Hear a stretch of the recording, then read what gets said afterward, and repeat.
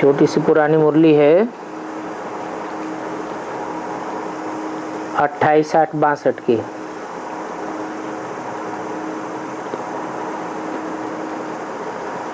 Record चला है मरना तेरी गली में, जीना तेरी गली में।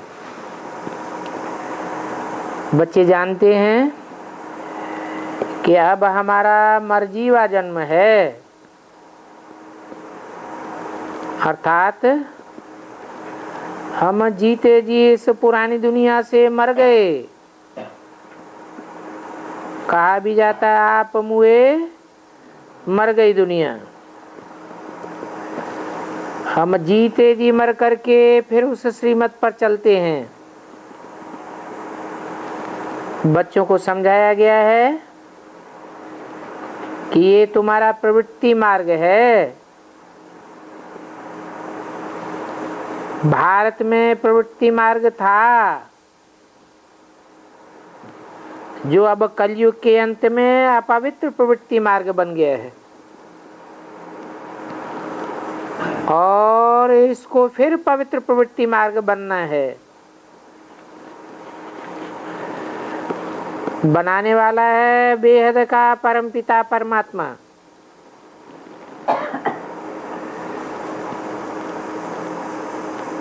और वो प्रवृत्ति मार्ग होता ही सतयुग में है। सतयुग स्थापन करने वाला भी सत्य बाप है।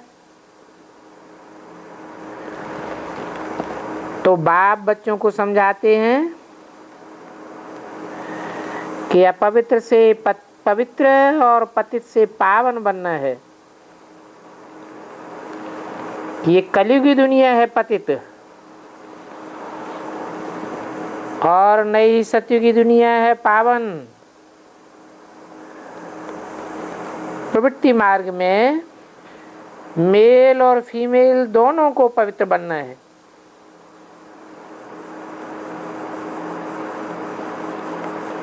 ये सिर्फ संगम युग पर ही हो सकता है कि मेल और फीमेल दोनों ही पवित्र बने हैं, क्योंकि अभी हम पवित्र प्रवृत्ति मार्ग की दुनिया के मालिक बनते हैं।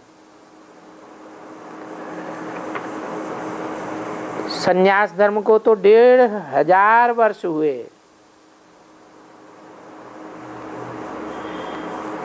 वे कोई इसलिए नहीं आते हैं कि अपवित्र प्रवृत्ति मार्ग को पवित्र प्रवृत्ति मार्ग बनावें। वो तो मार्ग है ही निवृत्ति मार्ग वालों का।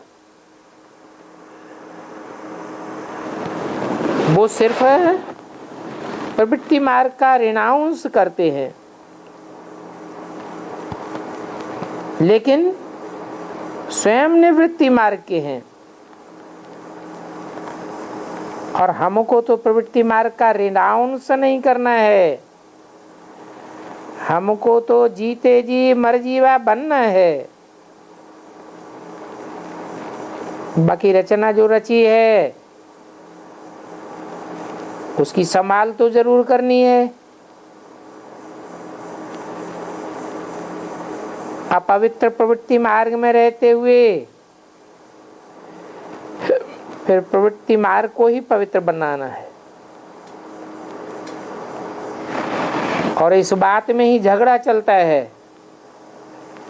जब हम अपवित्र प्रवृत्ति मार्ग को पवित्र बनाते हैं, झगड़ा जरूर दो के बीच में होता है। वो सन्यासी लोग रेनाउंस करके जाते हैं, फिर गवर्नमेंट क्या कर सकती है?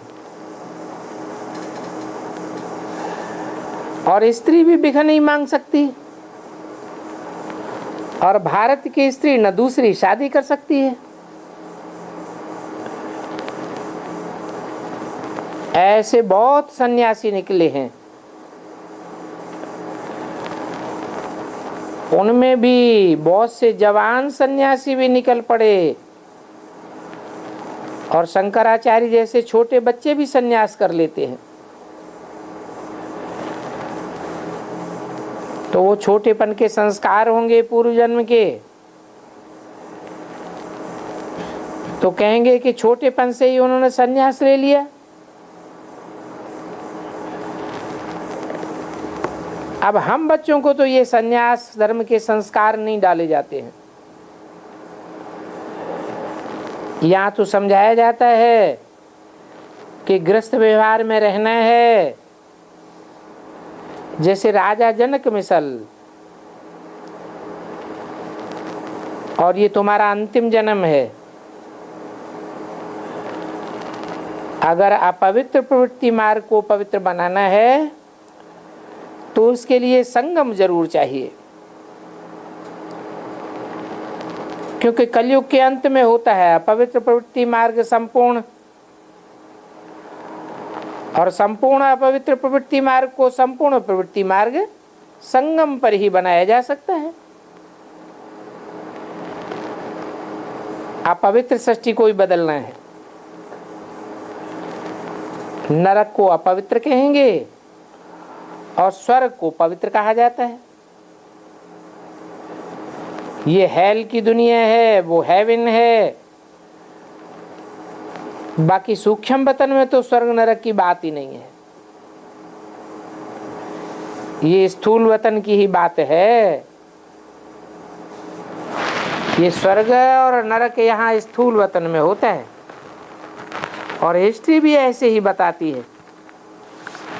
जब नई सृष्टि थी तो पवित्र देवताओं का राज्य था। 28, 60, 62 की वाणी का दूसरा पेज। तो जरूर पतित दुनिया में आकर के वो पवित्र दुनिया स्थापन की होगी, ऐसे नहीं वो पवित्र दुनिया में आकर के पवित्र दुनिया स्थापन करेंगे, नहीं। क्रिश्चियन धर्म यदि पहले से ही हो तो फिर क्राइस्ट आकर के क्रिश्चियन धर्म थोड़े ही स्थापन करेगा।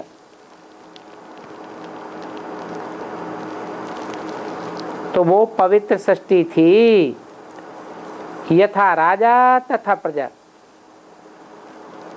तो जरूर पहले कोई ने स्थापना की होगी, जो फिर वृद्धि को पाते रहते हैं। किसने स्थापना की होगी?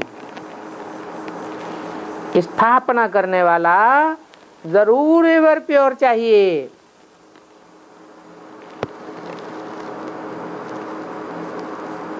जो बाद में धीरे धीरे वृद्धि को पाता रहे, विस्तार होता है तो सार थोड़ा थोड़ा निकलता जाता है। तो पहले है 108 की माला, तो समझना चाहिए पहले पहले अवश्य 108 राजाएं होते हैं जो अच्छी रीति परीक्षा में पास होते हैं। और होते भी कौन से युग में हैं? जरूर संगम युग में हुए होंगे, परीक्षा पास की होगी। राजाओं की वृद्धि भी होती है,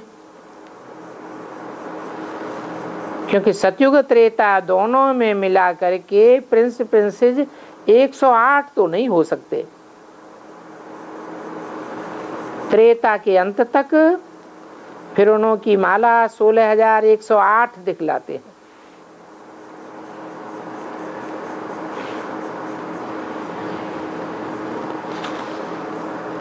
फिर प्रजा भी वृद्धि को पाती है, राज परिवार वृद्धि को पावेगा तो प्रजा भी वृद्धि को पावेगी। तो ये भी समझना चाहिए कि 8 अथवा 108 बनने वाले जरूर कोई बहुत तीखी आत्माएं होंगी।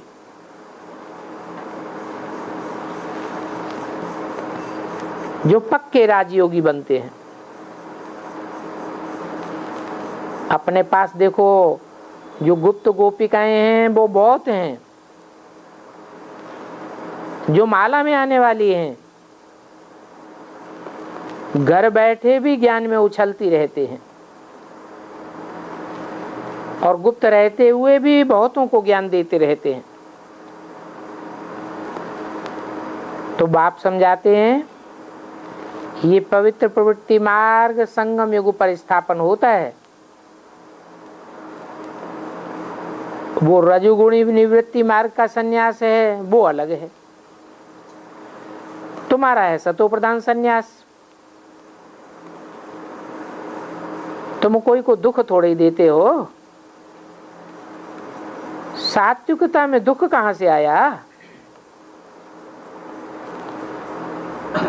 उनका जो संन्यास है उनसे मनुष्य स्वर्ग के सुख नहीं ले सकते। ये दुनिया तो कलयुग अंत तक चलनी ही है और इस धर्म को तो सतो रजो तमो से पास होना ही है। तो ये समझाना चाहिए कि ये है प्रवृत्ति राजयोग और दुनिया में मनुष्य जो भी योग लगाते हैं वो सब अपवित्र हैं। क्यों? क्योंकि वो दैहिक योग हैं। देह 5 तामसी तत्वों से बनी हुई है, तो उनके योग भी अपवित्र हो गए। कोई समझते हैं मैं राजा हूं, तो जरूर उनका बुद्धि योग राजाई के साथ होगा। कोई का बुद्धि योग काठ ही से होगा तो उनको वो सीखेगा। तो हर एक बात में योग रहता है। मोची होता है तो अवश्य वो चमड़े से योग लगावेगा। मोची भी हुनर सिखलाते हैं तो उनका मोच का योग हो गया ना, चमड़े को मोड़ देते हैं ना। ये फिर हमारा है परमपिता परमात्मा के साथ योग, जिससे हम राजयोग सीखते हैं। ये मन बुद्धि का योग है और सबसे ऊंचा योग है उन सन्यासियों का है कर्म इंद्रियों का योग। कर्मेंद्रियां ऊंची या मन ऊंचा? मन को कहेंगे ऊंचा। 11 इंद्रियां हैं, उन 11 इंद्रियों में मुख्य है मन। और फिर साथ में उस्ताद की समझानी भी चाहिए। तुम्हारा उस्ताद है परमपिता परमात्मा, जो बुद्धि योग लगाने का है उस्ताद ही सिखाते हैं। और परमपिता परमात्मा से सीखने से तुम जरूर स्वर्ग में जावेंगे। उस्ताद से सीखते हैं तो उस्ताद की कमाई को भी याद करते हैं। फिर जो सीखने वाले हैं वो भी तीखे चले जाते हैं। सभी का उस्ताद से योग होता है और हमारा योग है उस उस्ताद से जिसको गाइड, बाप, टीचर, सदगुरु कहते हैं। जानते हैं कि वो बाबा अथवा साजन हमको लेने आया हुआ है। हमारी कर्मेंद्रियों को नहीं ले जावेगा, इंद्रियों को नहीं ले जावेगा, हमारी मन बुद्धि रूपी आत्मा को ले जाने वाला है। हम उनके बंदे हैं, हम हैं ही मन बुद्धि रूपी आत्मा। ले जाने वाले बाप को टीचर और गुरु के रूप में हम जानते हैं, वो हमको शिक्षा देते हैं। माया पर जीत पाने की शिक्षा देते हैं। माया हमारे मन को बहलाए लेती है, बाप हमको छुड़ाते हैं माया से। उन्होंने फिर दिखाया है, कृष्ण अर्जुन का उस्ताद था। अब कृष्ण तो देहधारी,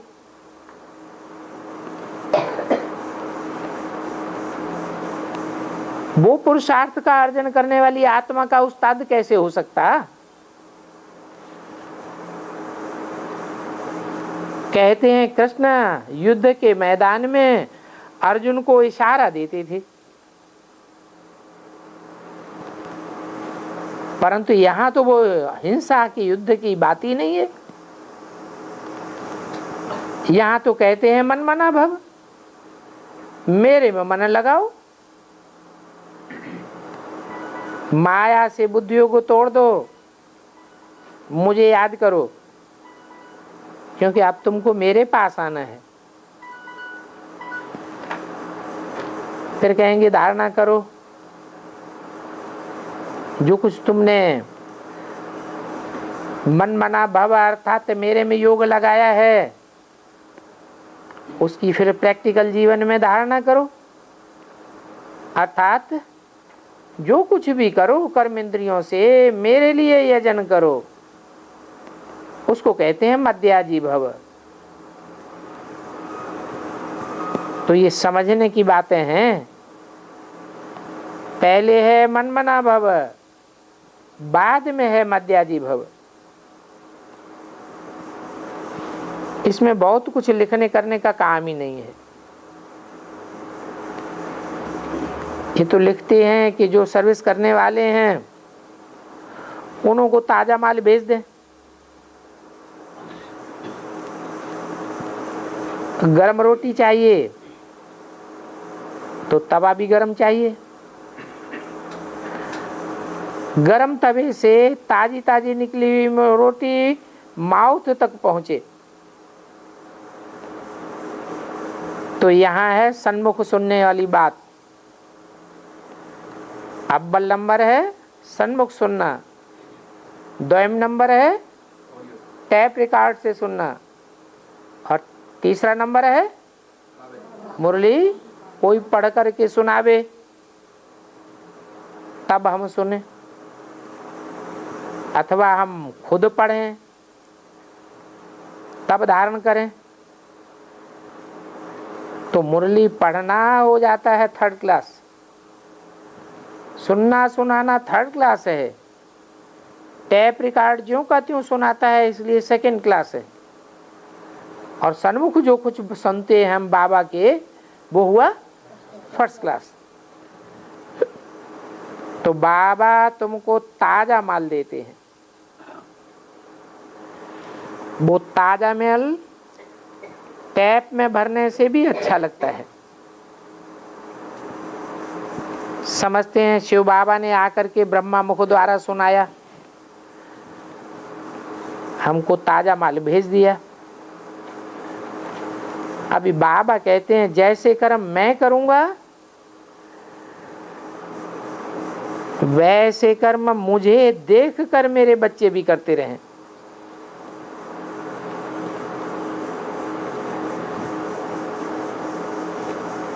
वो तो भक्तों को भी संभालते रहते हैं। कौन? भगवान।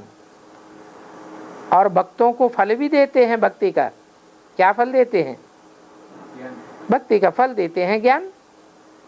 तो हमको ज्ञान से फल देते हैं, और एक जन्म का फल नहीं देते हैं, 21 जन्म भविष्य सुख का फल देते हैं। वो तो दाता है। भक्ति मार्ग में उन्हों को राजी करते आए हैं 63 जन्म। इस समय भी उनको हम राजी करते हैं। उनको राजी करने के लिए हम कितना दौड़म दौड़ करते हैं। इंद्रियों से भी दौड़म दौड़ करते हैं, ईश्वरीय सेवा के लिए दौड़म दौड़ करते हैं ना, और मन बुद्धि की भी दौड़म दौड़ करते हैं। भक्ति मार्ग में तो तुमको अल्पकाल का सुख देते आए हैं। साक्षात्कार हुआ, अल्पकाल के लिए खुशी मिल गई। कोई 21 जन्म के लिए स्वर्ग थोड़े मिल जाता है। जिनको साक्षात्कार होता है वो कहेंगे कि नवदा भक्ति करते हैं तो साक्षात्कार हो जाता है, जरूर भक्ति में तीखे होंगे। तो साक्षात्कार करा करके अल्पकाल का फल दे देते हैं ताकि वो थोड़े समय के लिए खुश हो जावे। और तुमने तो शुरू से भक्ति की है। तुमने माने किसने है? जो सन्मुख बैठने वाले हैं वो कितने होंगे जिन्होंने शुरू से भक्ति की है? शुरू माने द्वापर युग से ही।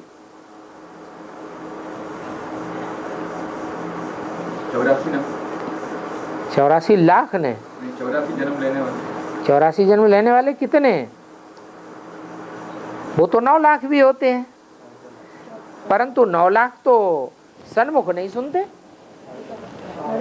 हैं। 4.5 लाख सन्मुख सुनते भी हैं, लेकिन उनमें 4.5 लाख प्रवेश करके उनकी इंद्रियों से सुनते हैं सन्मुख, अपनी इंद्रियों से सन्मुख नहीं सुनते। तो असली प्राप्ति करने वाले कितने हुए? 4.5 लाख। वो अल्पकाल का सुख नहीं लेते, वो 84 जन्मों का भी सुख लेते हैं। ये देवी देवता सनातन धर्म सदाकाल का सुख देने वाला है, परंतु नंबरवार 21 जन्म का तो पूरा फल देते हैं।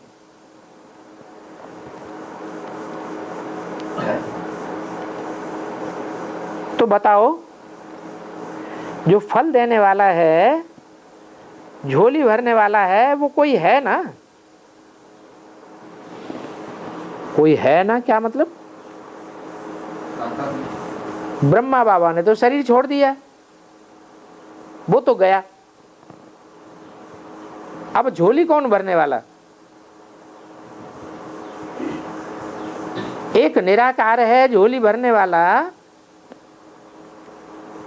परंतु साकार तो जरूर चाहिए। 2 बिगर तो काम चल न सके। एक द्वारा हो तो भक्ति चल भी नहीं सकती है, और भक्ति भी तो जरूर दूसरे की जाती है, दूसरे की याद दिल में रखनी पड़ती है।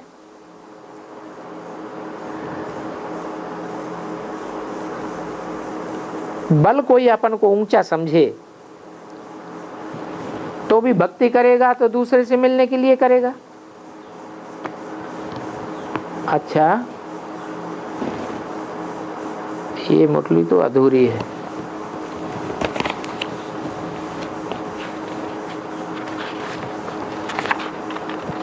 अगली एक और मुरली है, पुरानी मुरली है 30, 8, 62 की। रिकॉर्ड चला है चलो चले माँ। सभी सेंटर्स के ब्राह्मण कुलभूषण नूरे रत्नों ने ये गीत सुना। बच्चों को क्या करना चाहिए? जिनका भाषण नहीं चलता है तो ऐसे ऐसे गीत सुने, फिर उन गीतों का अर्थ करना चाहिए। कुछ न कुछ मेहनत तो करनी पड़े, मेहनत बगैर ऊंच पद कैसे मिलेगा? स्वर्ग जिसको हेवन कहते हैं उसको तो सभी याद करते हैं। तो ये गीत किस तरफ का इशारा कर रहे हैं? चलो चले माँ सपनों के गांव में। वो कौन सा सपनों का गांव है? ये स्वर्ग के सपने तुम अभी देखते हो। इस समय वो माँ जगदम्बा यहाँ चेतन में है और वहां उनके जड़ चित्र हैं।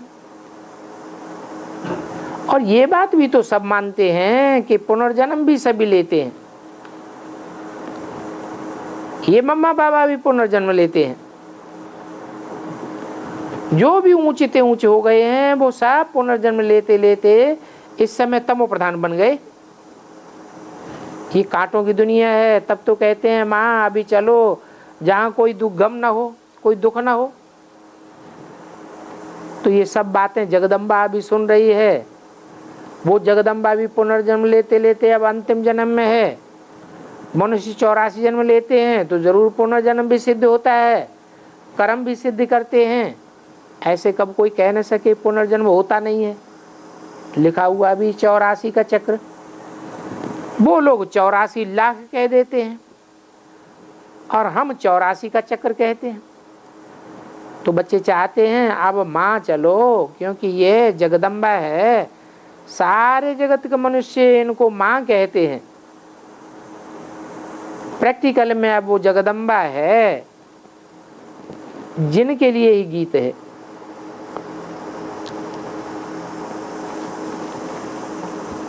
जगदम्बा के लिए गीत है, ब्रह्मा के लिए गीत नहीं है। ब्रह्मा जीते जी स्वर्ग में नहीं जाता, जाता है नहीं जाता, तो ब्रह्मा के लिए ये गीत नहीं है। वही ब्रह्मा की सोल जिसके लिए मुरली में बोला है, ये ब्रह्मा ही तुम्हारी जगदम्बा है, परंतु शरीर के साथ नहीं। शरीर छोड़ने के बाद यही ब्रह्मा की सोल कोई माता के चोले में प्रवेश करती है, तब उनकी पूजा होती है, मंदिर बनते हैं, मूर्तियां बनती हैं।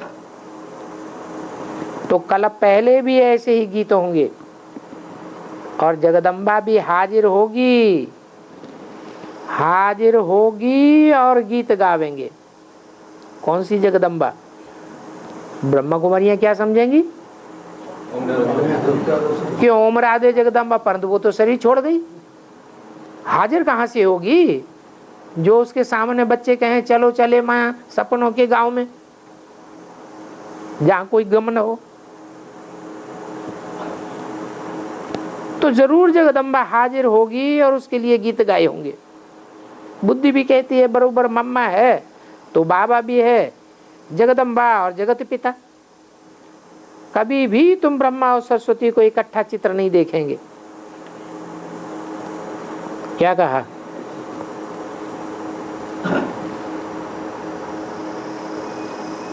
दिलवाड़ा मंदिर में भी जगदम्बा का चित्र अलग रखा है और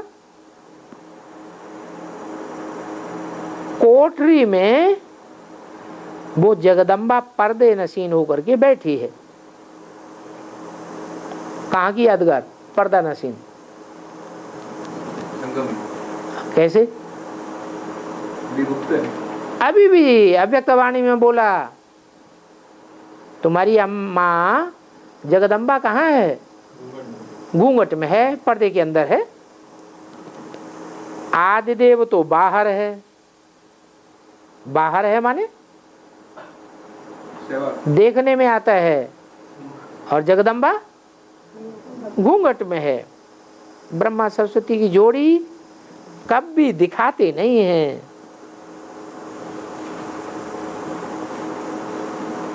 लक्ष्मी नारायण को जोड़ी में बिठा सकते हैं, ब्रह्मा सरस्वती को नहीं बिठाते हैं, क्योंकि ये है मुखवंशावली, ये बेटी है ब्रह्मा की,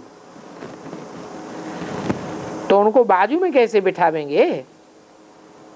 बाजू में तो पत्नी को बिठाया जाता है,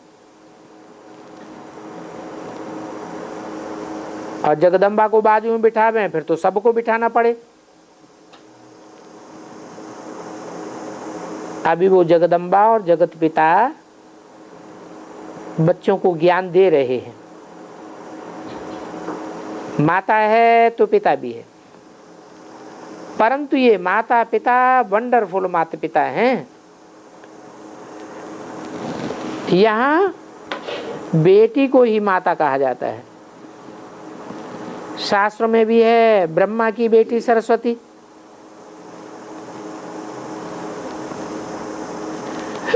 तो बच्चे कहते हैं फूलों के गांव में ले चलो, और गांव तो जरूर मनुष्यों के लिए ही होंगे। इस सारी सृष्टि में मुख्य तो मनुष्य ही है ना। तो तुम जानते हो बरोबर प्रैक्टिकल में जगदम्बा है।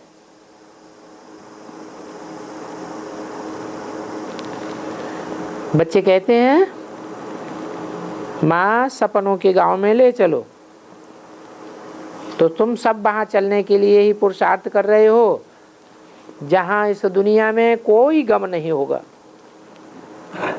जगदम्बा सरस्वती और ब्राह्मण बैठे परमपिता परमात्मा से ज्ञान सुनते हैं, शूद्र तो नहीं सुनेंगे। क्या कहा है? माना वो तथाकथित ब्रह्मा कुमार कुमारी क्या शूद्र हैं? है? जो सन्मुख बैठ करके परमपिता परमात्मा से ज्ञान नहीं सुनते हैं? अधूरा ब्राह्मण है, माना शूद्र नहीं है। आप कहते अधूरा ब्राह्मण और बाप कहते हैं? जो सन्मुख बैठ सुनते हैं वो हैं जगदम्बा सरस्वती ब्राह्मण, जो परमपिता परमात्मा से ज्ञान सुनते हैं। शूद्र नहीं सुनते हैं। शूद्र भगवान बाप को पहचानते ही नहीं। बाबा कहते हैं मैं अपने बच्चों के आगे प्रत्यक्ष होता हूं। क्या? किसके आगे प्रत्यक्ष होता हूं? अपने बच्चों के आगे। अपने माने अपने क्यों कहा? नहीं, अपनापन जाहिर होता है कि वो ज्ञान सूर्य है और किन बच्चों के सामने प्रत्यक्ष होता है?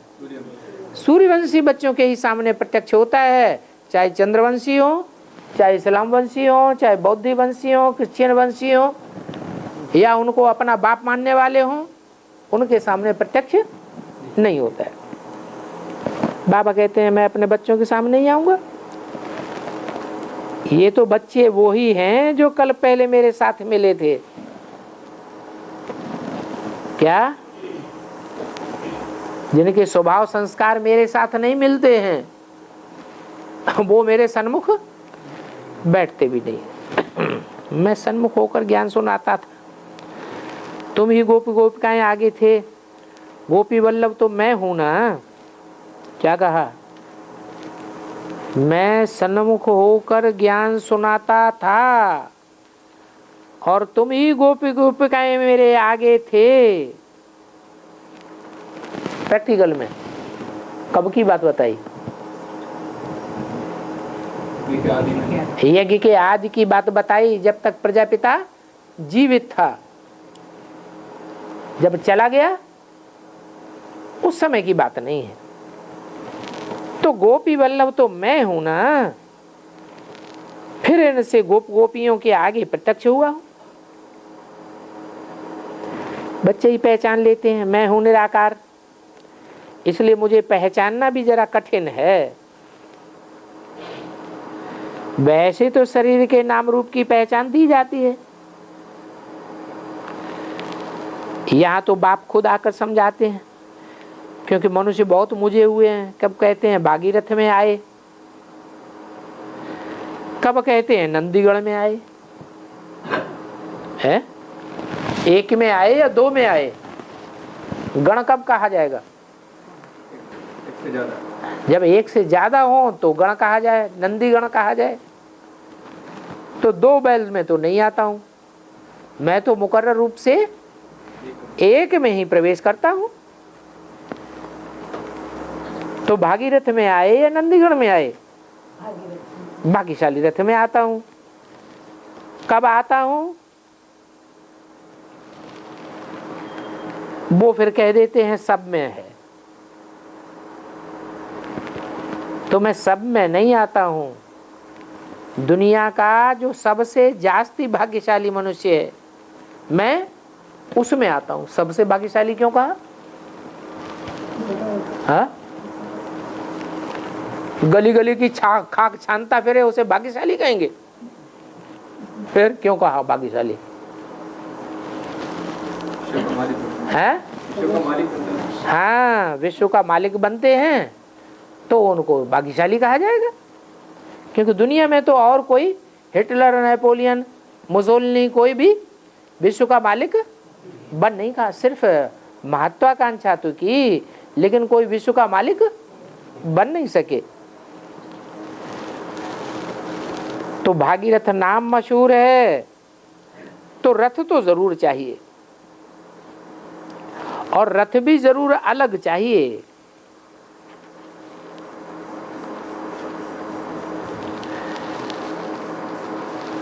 इस रथ को ही अश्व भी कहते हैं।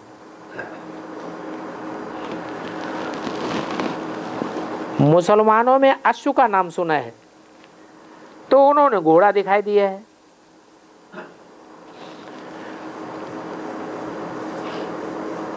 मुसलमानों ने अश्व लिया है, और हिंदुओं में क्या गाया हुआ है? रथ गाया हुआ है। ऐसा अंतर क्यों है? हैं? मुसलमानों में अश्व गाया हुआ है। अश्व किसकी यादगार है? ये मन रूपी घोड़े की यादगार है। हुसैन है हमारा बाबा, वो हुसैन हसीन दुनिया स्थापन करते हैं और इस अश्व में आते हैं। इस अश्व में माने कौन है अश्व? इस अश्व में आते हैं। किसकी तरफ इशारा किया? ब्रह्मा की तरफ इशारा किया। तो ब्रह्मा को बैल कहो, घोड़ा कहो, बात एक ही हो गई। और वही घोड़ा शरीर छोड़ने के बाद फिर किस में प्रवेश करता है? प्रजापिता में प्रवेश करता है। तो मुसलमान घोड़े को उठा लेते हैं और हिंदू रथ को उठाते हैं, क्योंकि रथ तब कहा जाता है जब 10 इंद्रियां मौजूद हों। इंद्रियों के आधार पर, पूरे शरीर के आधार पर रथ कहा जाता है।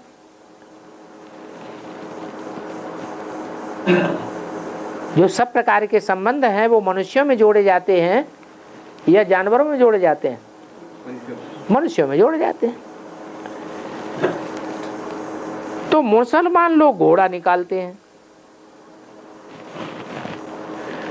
समझते हैं हुसैन ने सवारी की थी।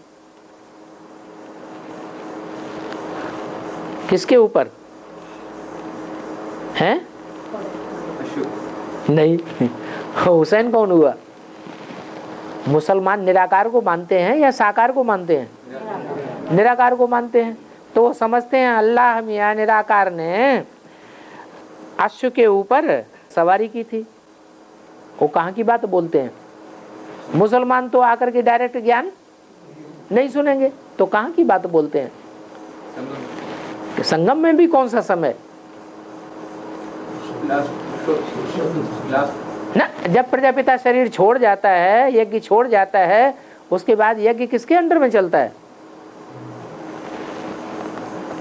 मुकर्रर रथ के अंडर में चलता है या घोड़े के अंडर में चलता है? घोड़े के अंडर में चलता है, इसलिए वो अश्व का नाम लेते हैं। हुसैन ने सवारी की अश्व के ऊपर। अब यहाँ लड़ाई आदि की तो कोई बात ही नहीं है। धर्म स्थापक जो भी होते हैं वो कोई भी आकर के लड़ाई करना नहीं सिखाते, वो लड़ाई आदि नहीं करते हैं। तो जब कोई भी धर्म पिता ने लड़ाई करना नहीं सिखाया तो ऊंचे से ऊंचे बाप कैसे हिंसक युद्ध करना सिखाएगा? हम धर्म स्थापन करते हैं ना, बहुत मीठी मीठी बातें बच्चों को समझाई जाती हैं। हर बात में सिद्ध होता है कि परमात्मा एक ही है। कोई दान पुण्य करते हैं तो भी कहा जाता है कृष्णार्पणम, श्री कृष्ण शरणम, ऐसे कहते हैं ना। अब बाप समझाते हैं इन दो का मिलन कैसे होता है। किन दो का मिलन?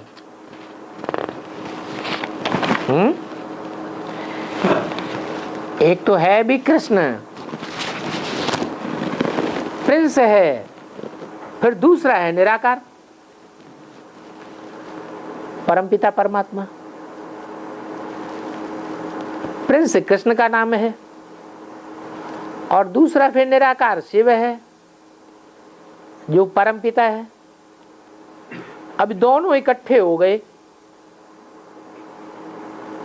बरोबर ज्ञान लेते लेते रात पूरी होती है और दिन में आकर के दिन में जाकर के भी कृष्ण बना। रात पूरी कब होती है? जब सूर्य उदय होता है तो रात पूरी होगी। महाशिवरात्रि घोर अंधकार की अंधियारी रात्रि पूरी होती है और फिर बाद में पहले तो जन्म दिखाते हैं शिव का, फिर बाद में दिखाते हैं कृष्ण का। कुछ घंटों की देरी लगती है। तो इसलिए मनुष्य मुझे हुए हैं, ईश्वर अर्पणाय या कृष्ण अर्पणाय कह देते हैं।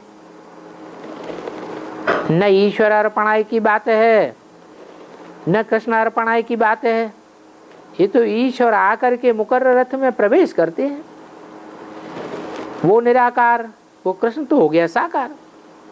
तो भगवान किसको कहा जाए? अब दोनों को तो भगवान नहीं कह सकते। वो निराकार, वो तो जन्म मरण में आता ही नहीं है। कृष्ण तो जन्म मरण में आता है। अब 84 जन्म भी कहते हैं, सब पुनर्जन्म जरूर लेंगे। पुनर्जन्म लेते लेते तमो प्रधान बुद्धि तक अवश्य आना है। कलाएं भी उतरती जाती हैं। पुनर्जन्म लेते लेते नीचे आते जाते हैं। सत्य के बाद चक्कर फिर करके अंत में कलयुग आना ही है। इस समय सब तमो प्रधान है। जो सतो प्रधान थे उन्हों के ही मुख्य मंदिर तीर्थ आदि बने हुए हैं। तमो प्रधान के मंदिर तीर्थ आदि थोड़े ही बनते हैं। कोई नेता के मंदिर तीर्थ आदि बनते हैं क्या? उनको तो कहाँ बैठा देते हैं, कहाँ खड़ा कर देते हैं? चौराहे पर रास्ते में खड़ा कर देते हैं। मंदिर थोड़े ही बनाते हैं। तो अवश्य है उन सतो प्रधान देवताओं ने इतनी सर्विस की होगी परम पिता परमात्मा के साथ। मंदिर में उनको बहुत मान देते हैं, मान बिठाते हैं, मानते भी हैं। अब शिवाजी ने तो तलवार से काम लिया है।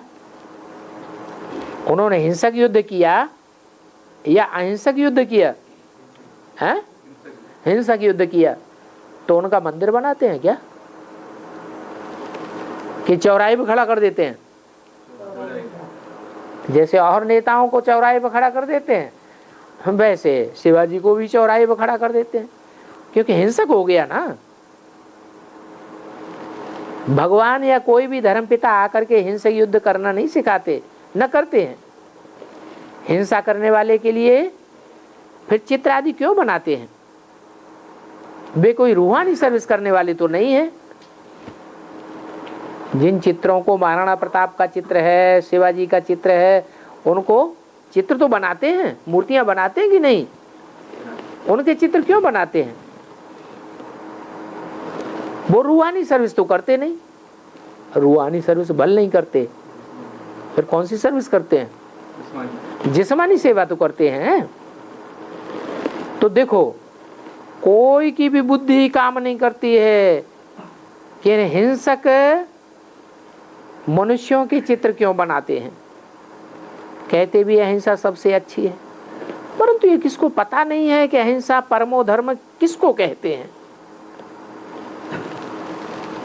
परम धर्म कौन सा है, किसको कहते हैं? जो अहिंसा परम धर्म है वो कौन सा धर्म है? कोई की बुद्धि नहीं चलती कि हिंसा दो प्रकार की होती है। कौन कौन सी? एक काम कटारी की हिंसा और दूसरी स्थूल हिंसा। कोई अहिंसा वाला परिते परे प्राचीन धर्म था, उनको अहिंसा परमो धर्म कहा जाता था। अभी धर्म को तो गवर्नमेंट भी नहीं मानती है। कह देते हैं, क्या कह देते हैं? धर्म निरपेक्ष, हमें कोई धर्म की अपेक्षा नहीं है। अहिंसा परमो धर्म, और कोई धर्म लिखला ही नहीं है। देवताओं का यह अहिंसा परमो धर्म था।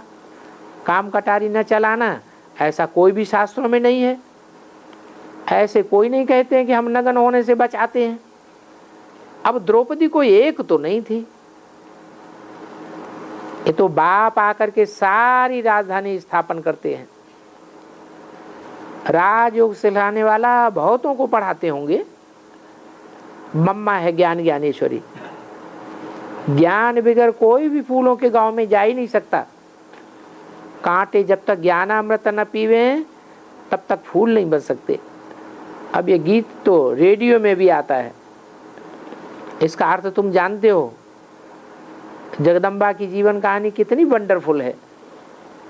जगदम्बा संगम की ठहरी, न सतयुग की है न त्रेता की है, फिर भी उनकी देखो महिमा इतनी है। और सतयुग आदि में है लक्ष्मी नारायण, वहां तो जगदम्बा हो नहीं सकती।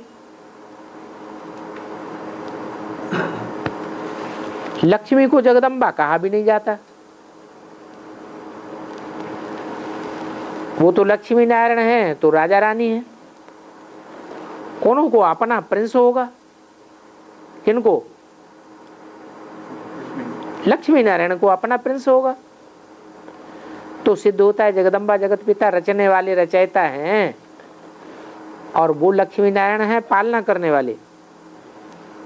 ऐसी ऐसी बातें बड़ी युक्ति से क्लियर करके समझानी है।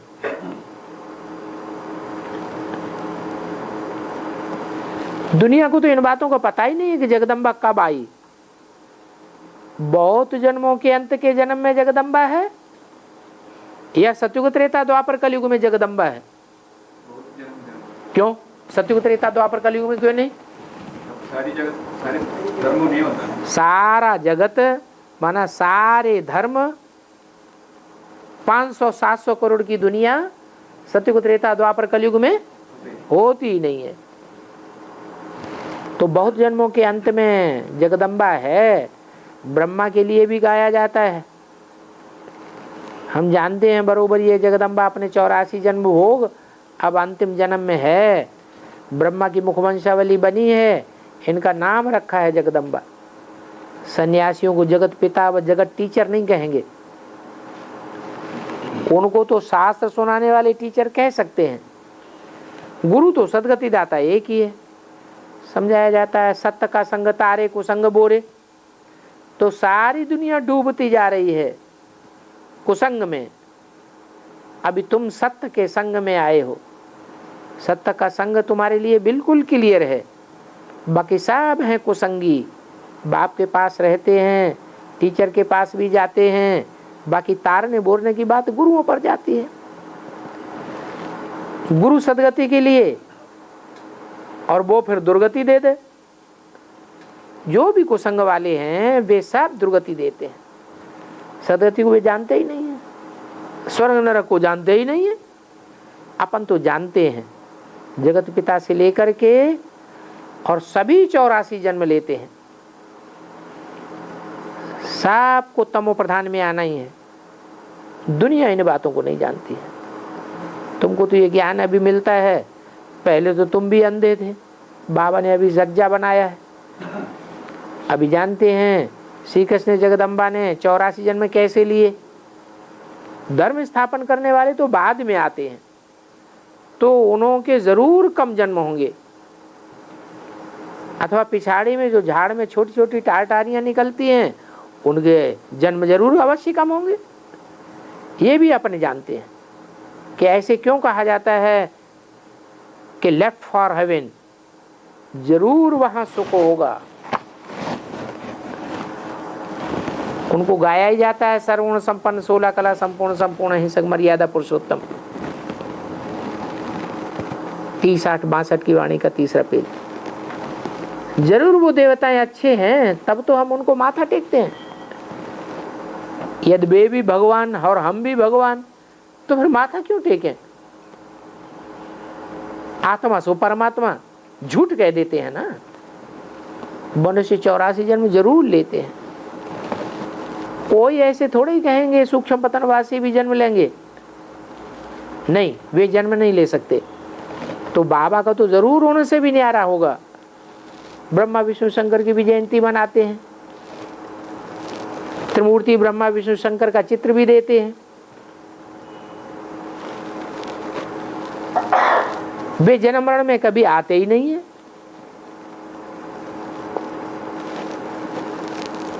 कौन?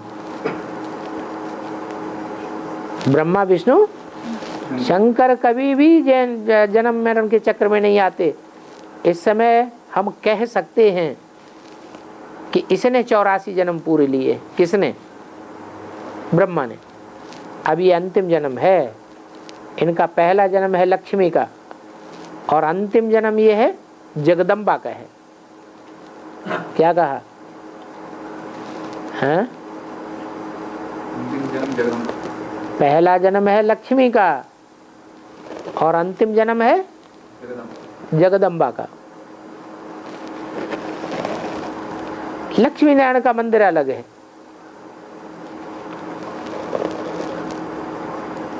जगदम्बा का मंदिर अलग है, और महालक्ष्मी की भी बात अलग है। देवताओं से तो कुछ न कुछ मांगते रहते हैं, परंतु देवताएं देते हैं अल्पकाल का सुख, और संगमी ब्राह्मण तो 21 जन्मों का सुख देते हैं। ब्राह्मण है ब्रह्मा की मुखवंशावली। नंबर 1 है सरस्वती, जिसको जगदम्बा कहा जाता है। जगदम्बा के मंदिर में भी जाकर के समझाना चाहिए ये आई कब। इनके 84 जन्मों का वृत्तांत तुम बतला सकते हो?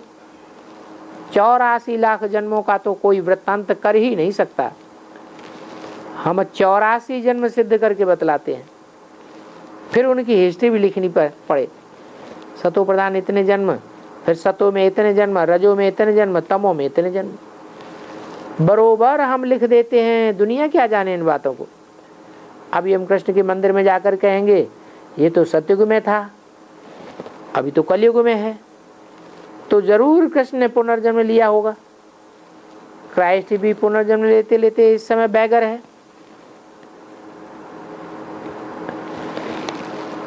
सब बैगरी करते हैं। तो अब कहते हैं परमपिता परमात्मा आप हमें माया के दुखों से छुड़ाओ, दुखी होने से ही हम बैगरी करने लग पड़े। तुम्हारा बैगर नाम प्रसिद्ध है। किनका है? तुम्हारा किसको कहा है? सन्मुख बैठने वालों का नाम प्रसिद्ध है।